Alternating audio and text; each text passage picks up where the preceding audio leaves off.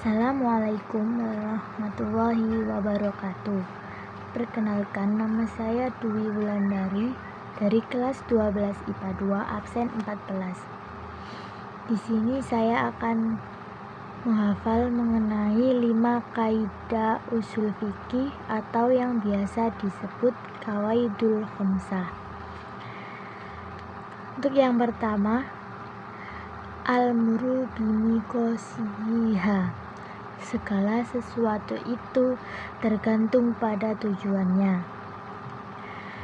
Maksudnya adalah niat yang terkandung dalam hati seseorang saat melakukan amaliyah, baik berhubungan dengan peribadahan maupun adat kebiasaan.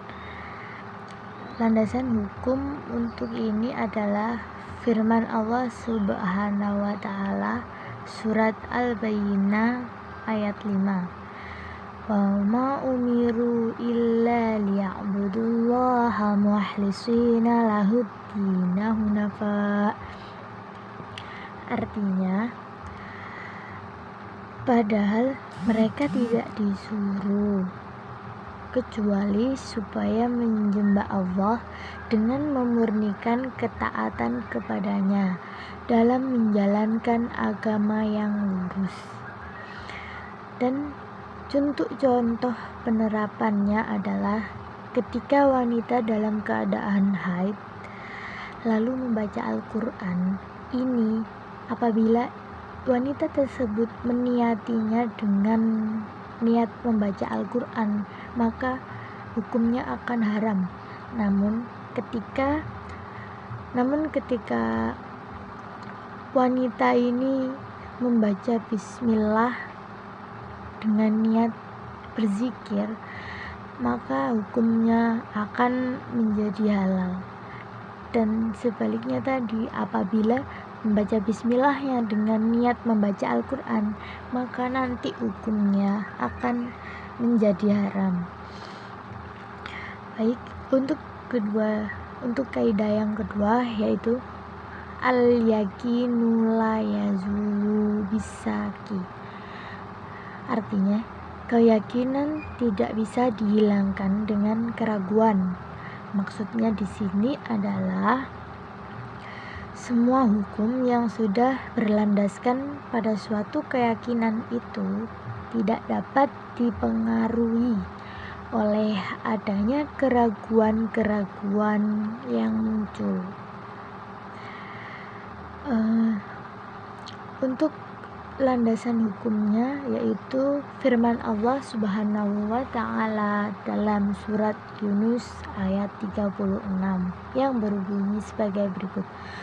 Wa ma yattabi'u attaru ila lahum inna dhanna la yughni minal haqqi syai'an. Artinya, dan kebanyakan dari mereka tidak mau mengikuti kecuali prasangkaan saja. Sesungguhnya prasangkaan itu tidak berguna untuk mencapai suatu kebenaran. Untuk contoh penerapannya adalah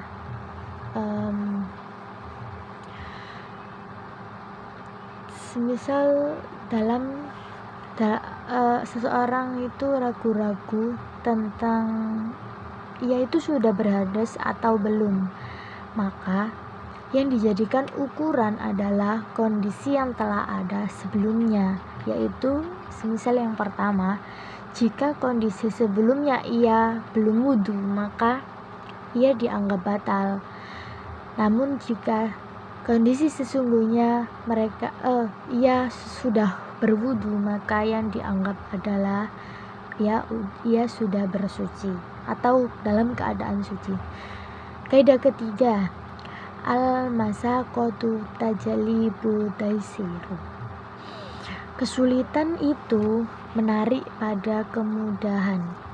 Maksudnya di sini adalah kelonggaran atau keringanan hukum yang disebabkan karena adanya kesukaran sebagai pengecualian daripada kaidah umum. Landasan hukumnya adalah Surat Al-Baqarah ayat 185 yang berbunyi sebagai berikut. Yuridullahu bikumul yusri wala yuridu bikumul usra. Artinya, Allah menghendaki kemudahan bagimu dan Allah tidak menghendaki kesukaran bagimu. Contohnya dalam penerapan ini adalah seperti najis ma'fu atau yang dimaafkan. Jika najis yang mengenai tubuhnya itu sulit dihindari, seperti saat ada musim lalat yang dalam kebiasaannya senang di benda-benda najis lalu menempel di tubuh kita, maka itu akan diberi keringanan untuk tidak berwudu berkali-kali. Begitu menurut saya. Kemudian untuk kaidah yang keempat yaitu ad-dararu yujallu.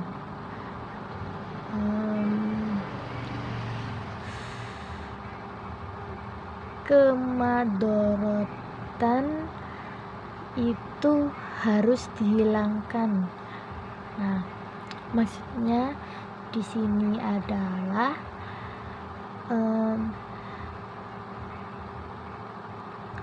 hal ini itu memiliki tujuan syariah untuk meraih kemaslahatan, menolak kemafsadatan.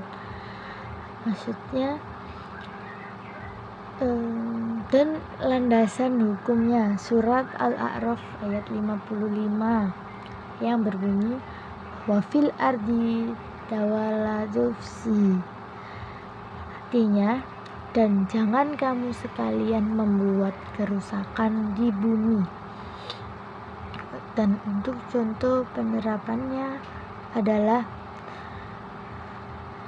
dalam kasus ini saat mengalami kelaparan yang mendekati kondisi kematian, dan orang seperti dalam kondisi ini mendapat keringanan untuk memakan bangkai, pokoknya bangkai yang sejatinya atau yang awalnya itu dianggap haram, itu di sini diperbolehkan atau dihalalkan. Dan untuk kaidah kelima yaitu al-hadatu mukammatu.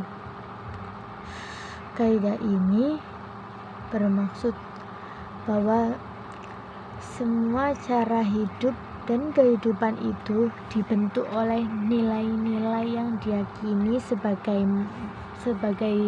norma yang sudah berjalan sejak awal, sehingga mereka ini memiliki kehidupan sendiri secara khusus berdasarkan nilai-nilai yang sudah dihayati bersama.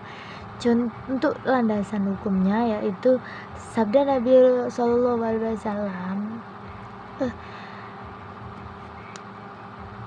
Untuk landasan hukum dan untuk landasan hukumnya adalah firman Allah Subhanahu wa taala dalam surat Al-Baqarah ayat 236 yang berbunyi sebagai berikut. Wa matta'uhunna 'alal musi'i qadaru wa 'alal muqtiri qadaru mata'an bil am. Artinya yaitu berarti sebagai berikut. Dan hendaklah kamu berikan suatu mut'ah kepada mereka, orang yang mampu menurut kemampuannya sendiri dan orang yang miskin menurut kemampuannya pula, yaitu pemberian menurut yang patut yang demikian itu merupakan ketentuan bagi orang-orang yang berbuat kebajikan. Dan untuk contoh penerapannya adalah dalam kasus ini ada negara yang sedang mengalami krisis moneter global, dan tidak sedikit dalam satu negara ditemukan banyak mata uang yang beredar dan bisa dipergunakan sebagai alat pembayaran. Dalam kasus ini, warga negara harusnya terlebih dahulu menjelaskan apa mata uang yang akan dipakainya untuk alat pembayaran, karena masing-masing masyarakat akan memiliki kepentingan yang berbeda dalam memilih mata uang yang dikehendakinya. Nah, alhamdulillah hafalannya sudah selesai. Mohon maaf apabila ada kata yang kurang berkenan atau kurang lancar dalam menghafal. Saya mohon maaf yang sebesar-besarnya dan harap maklum. Demikian yang dapat saya jelaskan. Wabillahi taufiq wal hidayah, waridha wal inayah. Wassalamualaikum warahmatullahi wabarakatuh.